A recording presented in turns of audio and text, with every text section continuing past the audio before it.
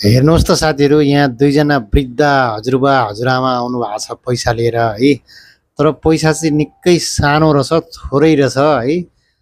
थोरै मासु आउने रहेछ, हेर्नुहोस् त है। त्यस पछाडि उहाँलाई चाहिँ नि पैसा नभएको कारणले गर्दाखेरि त्यही मासु, थोरै मासु पनि लिएर फर्किनुहुन्छ।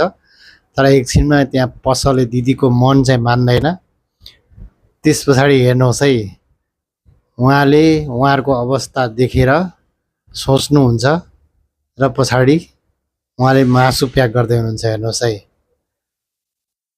मासु सहित उहाँले त्यसमा अझै पैसा प्लस गरेर अलिकति पैसा पनि थपेर लगेर दिनुहुन्छ।